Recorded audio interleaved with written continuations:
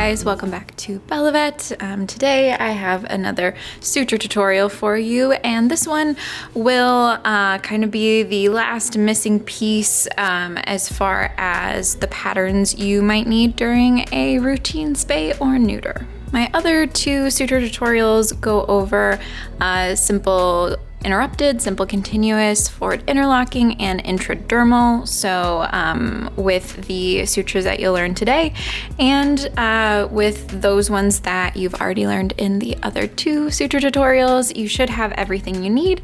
So yeah, let's get started. So I'm just opening, I'm using a nylon monofilament. I have left is a 3/0, so this is a smaller suture size that might be used in a small dog or a cat. So yeah, and I've gone over some of the basics in my other two suture tutorials. So this one will mainly be a continuation of that. And I hope you all like my henna. I was in my best friend's wedding this past weekend, so that's why my hands are a little bit more interesting than they normally are. And it's always a great idea to wear the gloves that you'll be doing surgery in, whatever glove size you are. It's really great to practice to have that kind of added layer in your fingers. Today I didn't have any, but if you're at home and you do, it's a great idea to practice with some of those. And so I'm just making one little suture to anchor. I have a hair tie that I cut here, and this, in neuters and in spays, you are tying off vessels, the vessel that goes from the aorta to the testicle and to the ovary. And so this will kind of be my my stand-in for that. And I'm just gonna anchor it to my suture practice kit.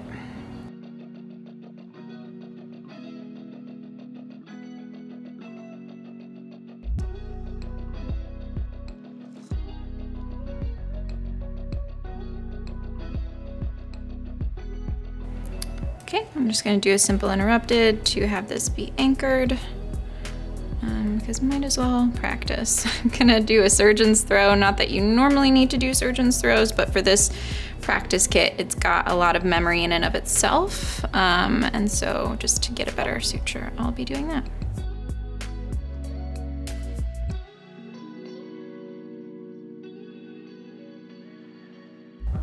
And something that I picked up from another surgeon recently was to do your throws up and down instead of side to side, because in side to side you start crossing your hands like this and it gets really awkward really fast. And if you go up and down, you'll still get a secure knot, but it will be much less awkward, which means it'll be more efficient.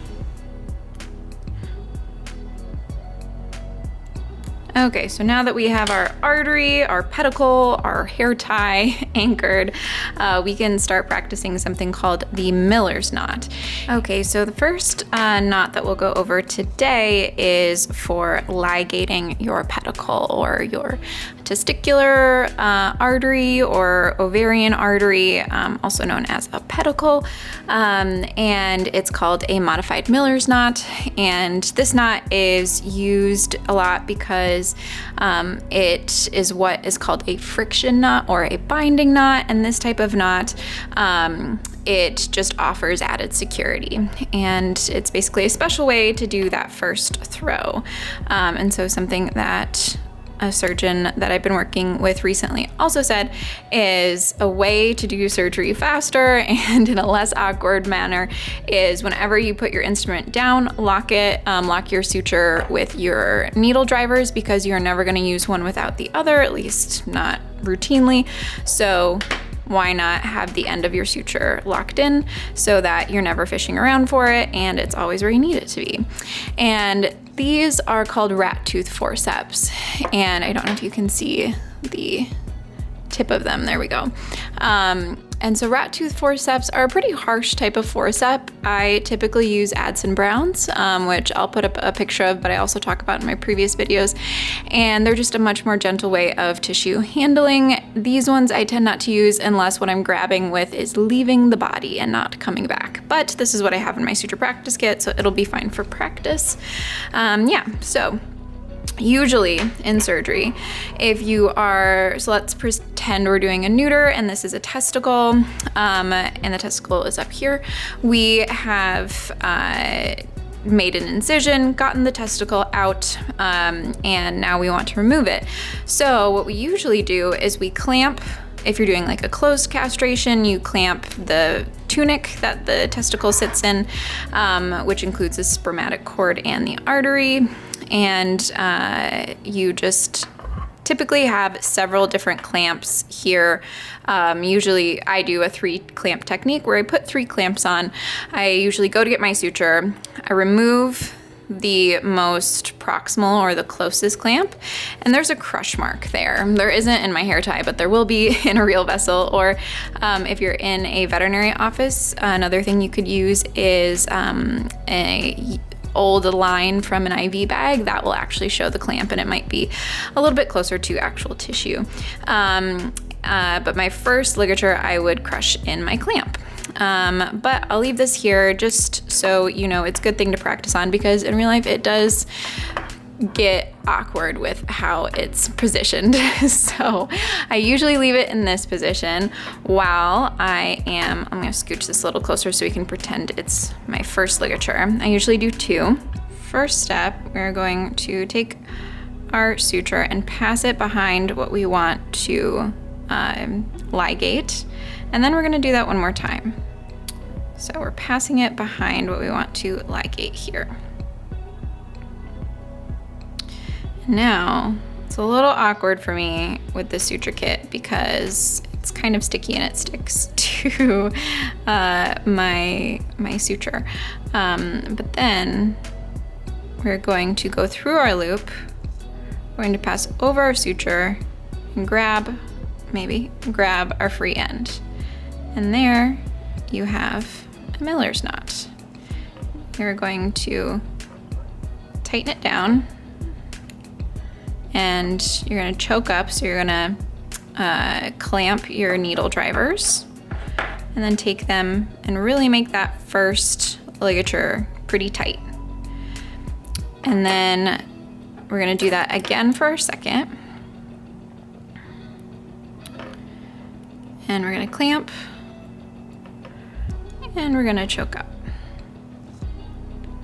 Usually count in my head to 3 or 5 or something like that. And then we're gonna do that again to our third throw.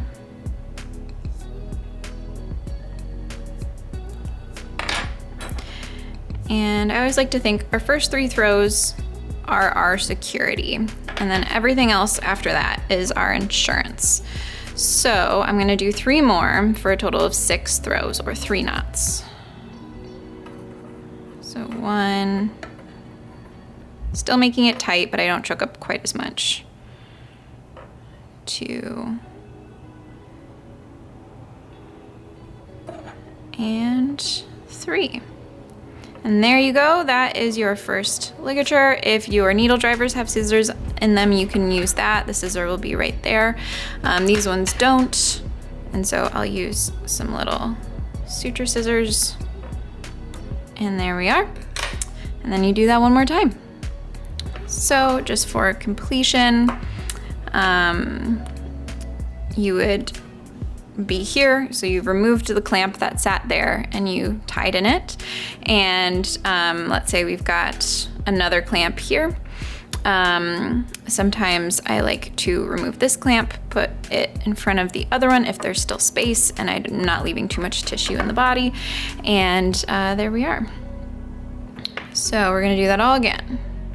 We're gonna pass behind, and we're gonna pass behind again. Mind the memory of your suture. Here we are. And then we're going to go through our loop, wrap around, and wherever our free end is, we're gonna grab it. Sometimes you can deliver your free end to your needle drivers instead of having to use your needle drivers to go and find your free end. And sometimes what's helpful, if you've got a lot of other stuff going on and you say, you know, your knot's moving around more than you want it to, you can take the back of your ligature. I will use this clamp to check and say, oh, yep, that's where I want it. There's no extra fat or any extra vessels or structures in the way of where I want to go and say, yep, that's where I want to go. And then this will help you stay in place while you tighten. Usually I'd have these a bit closer together, but just for the sake of showing you guys. And so we're going to choke up and tighten down that first throw. And then we're going to do it 5 more times. 1, so this is 2. This is 3. You can choke up with your thumbs if you want. And then we'll do 4, 5, and 6.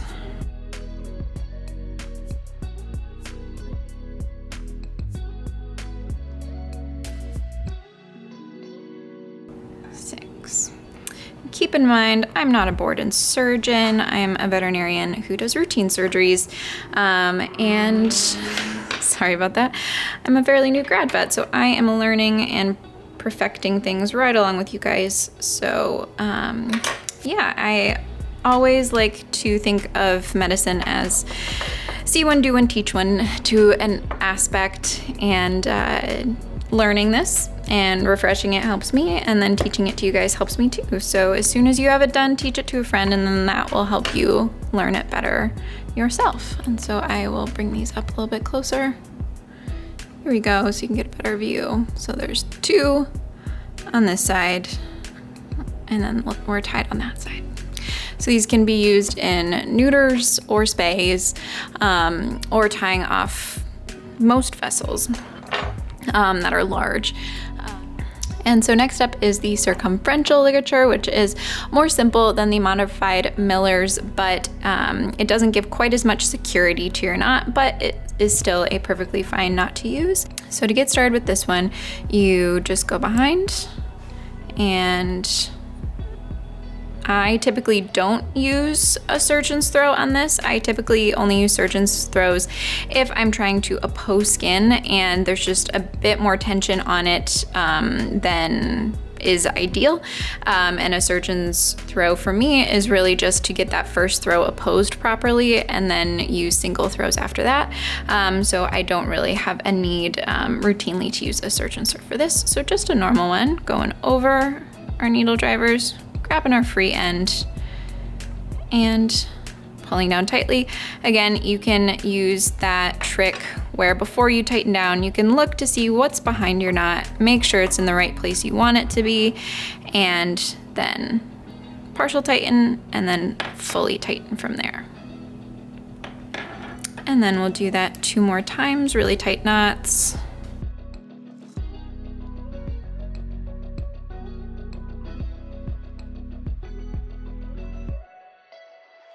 And then 3 more.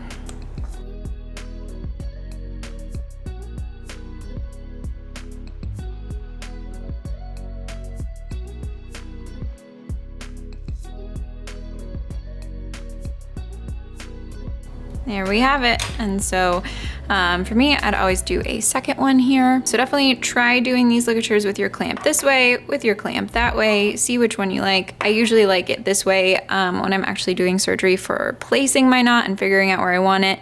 And then I flip over for actually tightening down and doing my throws, because it kind of keeps everything in a nice orderly place. Okay, so the next thing I'm going to show you guys is the cruciate knot. And this can be used, I think of it as basically any time that you would want to use a simple interrupted, but you want to maybe place things a little bit faster. So if your intradermal pattern, which I did here, it's in my last suture tutorial, let's say you weren't able to bury your knot perfectly, or you know, you wanted to put in another layer for some reason of skin sutures, you could do that with cruciate knots. And so basically how it goes is you take a bite,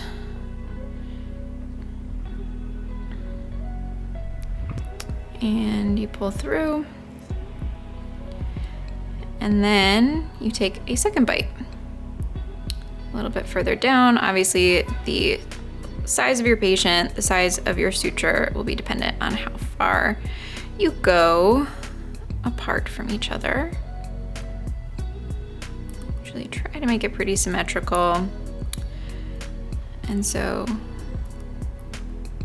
this will be your first, sorry about that. Okay, so it should look something like this. And tighten it down a little bit. And with skin sutures, you want to make sure that you don't tighten them all the way down to the skin, because skin does swell with healing, with that inflammation after surgery. So one thing that you can do is you can put your instrument under it, and obviously use your best judgment as you are tightening down, but that'll usually give you a pretty good guide of how tight to make it. And then you'll do, that's my first throw. And so this will be 2,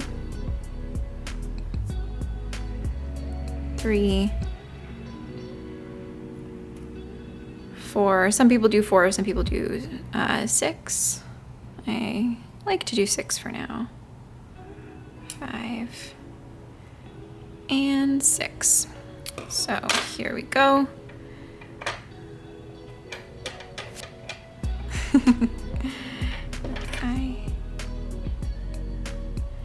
And then we just cut our tails, and the tails, sometimes with skin sutures, you are wanting to leave those a little bit longer because you will be removing them one day in about 10 to 14 days at our incision check. And yeah, so sometimes it's nice to have a little bit longer tails so that you can identify the stitch and get it out a little bit easier when it's time.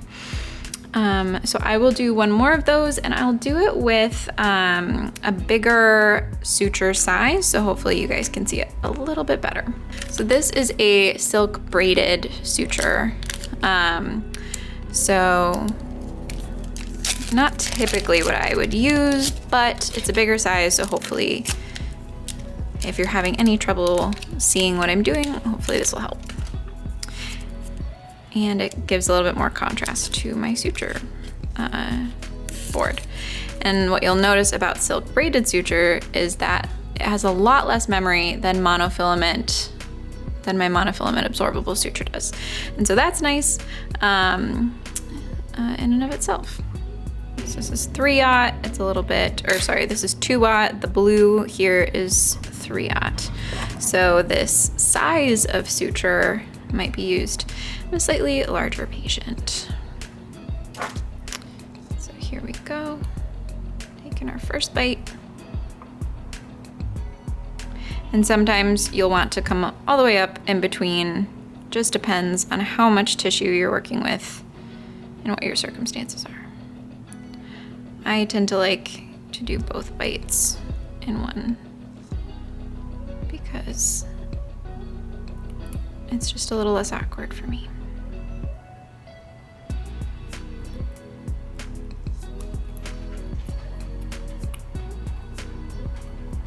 There's one.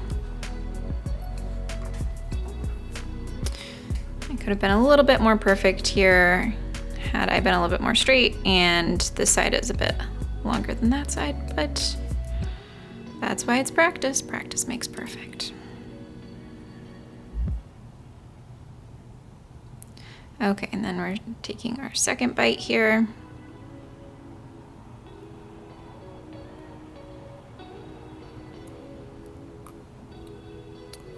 And pulling that through as well. One thing you want to be careful with is you don't want to have this end be in here, because then it won't be a symmetrical knot. Okay. And if you pull down to the skin like I just did, you can always loosen things up a little bit. No big deal. So there's 1, 2, 3, 4, 5, and 6. There we have it. And definitely put into practice doing your